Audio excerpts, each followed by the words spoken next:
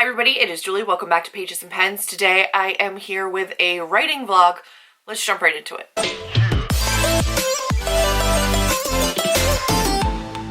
So as you guys know, I have been working for a very long time on a book, on querying a book, and I actually, in my last vlog, I think I showed you guys, or read aloud to you guys, the critique that came back on the first page of my novel that I had sent out to a professional. So after that point, I have been doing line edits and like really deep edits on my novel, and I have put a pause on querying. That pause still remains. Today is the 18th of October, and I'm still working through that book. I think my book has 38 chapters. I'm on chapter 14. I am slowly but surely making my way through that. However, I've also started doing something else. I will be participating in NaNoWriMo this year in November, and I do have a new novel that I am working on. Between the edits on my old book and between trying to get my new book ready to write, I've been reading a lot of books on writing. I have a couple here that I have found to be moderately helpful, a couple that I didn't find as informative. So I'm going to actually kind of go over that with you, share some of the books that I've been reading about writing and which ones have worked the best for me. And then I'm going to talk to you a little bit about where I am, where I'm going, and what my goals are coming up. I will also have a separate writing vlog for NaNoWriMo, and I will have a separate writing vlog for my trip that I am taking the first weekend of November. So like the actual beginning of NaNoWriMo. I will be away at the Highlights Foundation in Honesdale, Pennsylvania at a writing retreat in a cabin in the woods with like catered meals and everything. I'm very excited about it. I wanted to give you an update because it's been a really long time since I've let you guys know where I am in the entire process. So first up, I did receive one more rejection from my original round of querying since the last time I talked to you guys. Just another generic letter, nothing really to learn from that. So I think that it's probably best that I put a pause on my querying until I worked a little bit more on that book.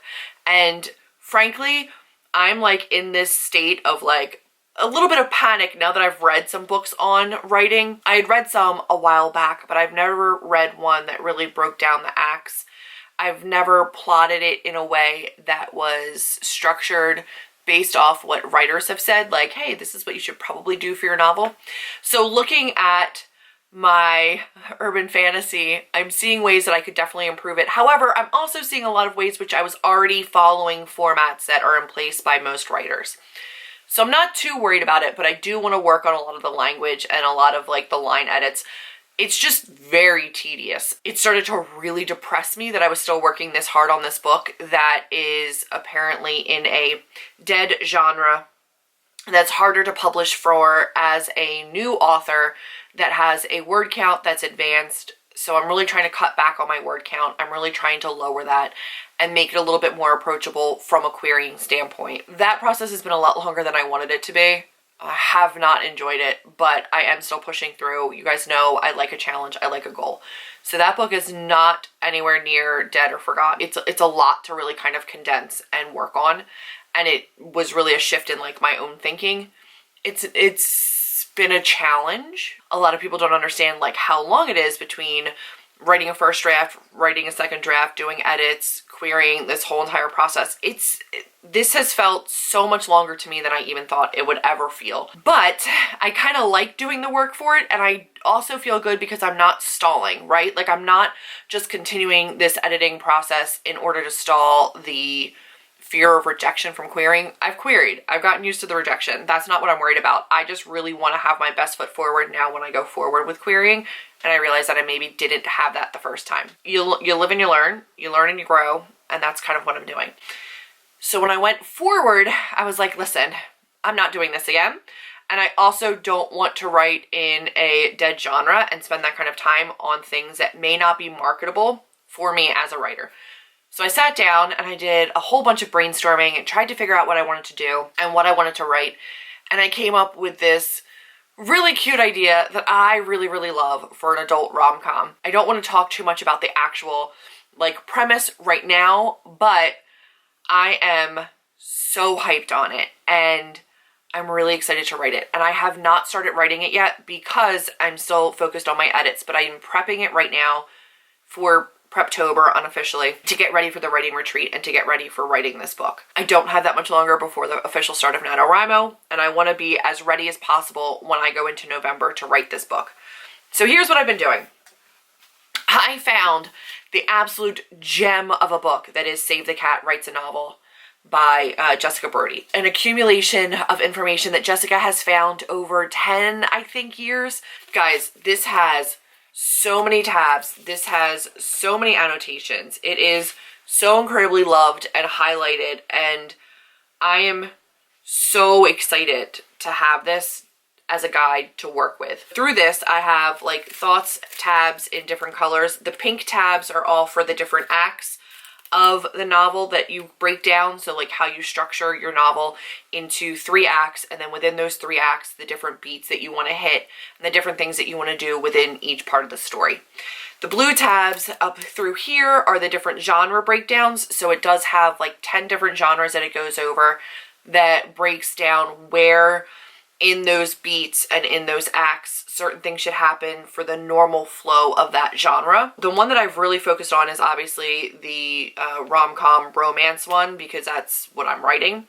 I believe it's called Buddy Love in this one, because it could be a friendship growth, it could be a relationship growth.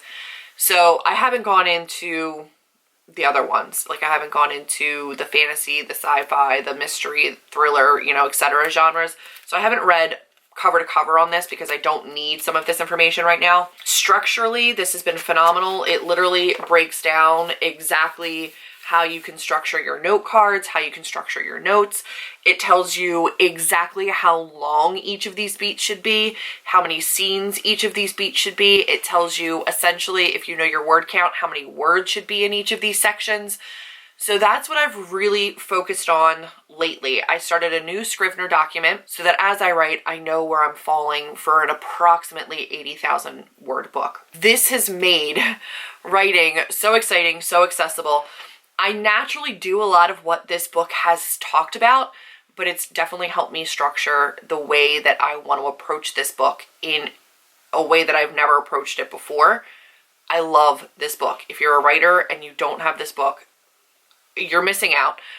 I honestly thought I was doing fine, and I was, but this is going to step up my game, and I'm really excited about it. So then I went on to this book, which I had just kind of on my shelf. This is The Constant Art of Being a Writer, Life, Art, and Business of Fiction. This is by N.M. Kelby. I will have the books that I talk about linked down below, like to their Amazon or something. This goes over plot structure, character voice, your settings.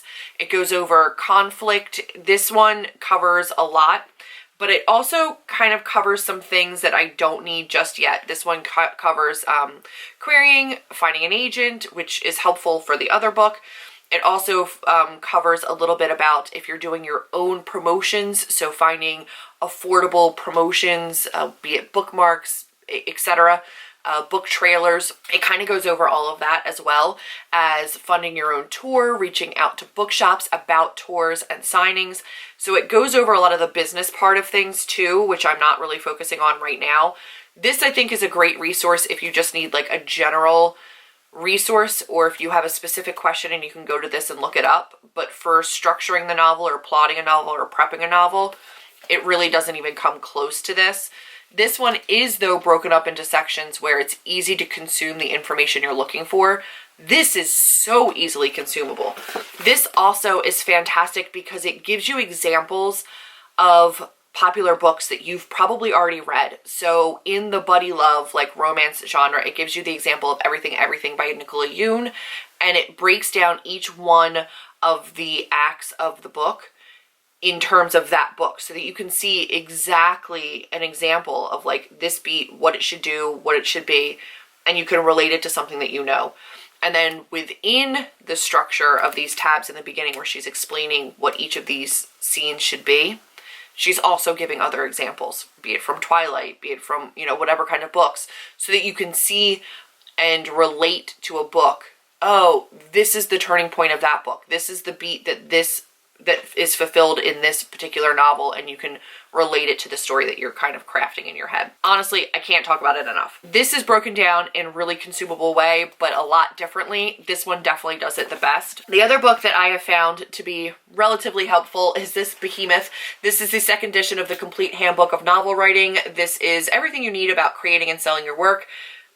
This is by the editors of Writer's Digest. This one includes interviews by Margaret Atwood, Orson Scott Card, Dave Eggers, Sue Grafton, N.M. Kelby, who wrote that other book, Stephen King, Donald Mess, Kurt Vonnegut, John Updike, James Patterson, like a lot of big names. The one thing I will say in this is that it is kind of written where chapter 26 is written by Octavia Butler, but then chapter 27 is written by somebody differently. So you're getting a lot of different people's opinions, which is nice for like a broad range, but you don't get a consistent voice. This is another one. If you have a specific question, this is fantastic. If you're looking for like an in-depth look at one specific part of writing, this probably isn't going to be what you want. But if you need something that will contain a little bit of everything, this is another really, really good one. And I do have some information in here tabbed that I found really valuable when I looked specifically for romance writing, sexual tension, relationship tension, character conflict, character building, etc. It definitely does have some good stuff in it. If you're plotting a novel, this is what you want. If you want general writing advice that covers a little bit of everything, including the business end, these are really, really great. So these are the three that I have found are the best for me right now. This one is structured in a way that's a little bit harder to consume. What I have here are some tabs along the sides where it breaks down what they cover in each chapter. So it gives you just like a bullet point of premise checklist. And this is the things that you should have when you're discussing your premise. But this is really trying to get you pre-idea stages so that you can write an idea or craft an idea that is super marketable, which is fine. It's just not quite what I want right now. But if you look at the actual chapters, it's just text. There is no bullet points. It's not really organized in a way where you can open this up and find exactly what you want. I didn't find it as helpful as I was hoping it would be. I think, again, if you have a distinct issue, you can look through this and you'll find what you want. And the checklists are really helpful because I can look here and go, oh, I wonder exactly what he's talking about there. And then I can go back through and look for like a specific thing. But if you just want to pick this up and get really easy access to information, you've got to like sort through a lot of drivel to get to it. So I didn't love this. It is still helpful. It's just out of all of the books that I've looked at, these are still the best for me. Stephen King's On Writing, which I got at a thrift shop, so it does not have like the dust jacket. This again is one that I have read. I'm getting a little bit less writing advice and more like his experience kind of guidance. It's not really outlining structuring. None of that. This is more like an overview of like writing as a career. Writing for Love and Money. This came as like a part of like a kit for a writing course that I took. This one is by Joyce White. This is Have You Dreamed About Writing a Romance Novel? This book teaches you all about this fascinating field, how to set up the right mood, and to the development of the final romantic conclusion. Fascinating in-depth guide to the wonderful world of romance fiction. So this one is one that I am going to be reading next. I have not gotten into this one yet, but this is one that I anticipate probably bringing with me to the writing retreat and really using. A Novelist's Commonplace book, which is a guide to the writer's world. Have not looked at this yet. I have Grammar Girl's Quick and Dirty Tricks for Better Writing. Haven't really dived into that one too much yet. How to Write Fiction for Cash by Laverne Ross. This one is by Mignon Fogarty. Haven't read either of those really. I have Robert's Rules of Writing, 101 Unconventional Lessons Every Writer Needs to Know by Robert Masello. Haven't really looked at that one. And 179 Ways to Save a Novel, Matters of Vital Concern for Fiction Writers by Peter Selgin. Again, I haven't really looked at these because it just gets a little bit overwhelming. I also have Writing and Selling Articles from when I was still writing articles. And then Elements of Editing. Recently, I also purchased Felicia Day's Embrace Your Weird. This is Face Your Fears and Unleash Creativity. This I'm probably using more as a way to like get out of a slump or some kind of writer's block. This is just like a self-helpy, creative mindset book. I love Felicia Day. If you're a nerd, you know Felicia Day. I read her other book, Everybody's Weird on the Internet, I think. It's a nonfiction book, and I really liked that one. That was an audiobook read for me. I wanted to support her and grab this one physically, and I think it's gonna be pretty cool for like moments where I just need a little bit of like a breather. I might take this one to the retreat too, just to kind of like keep myself inspired. Let's talk a little bit about my goals for NaNoWriMo, a little bit about my goals for this new book, and where I'm going.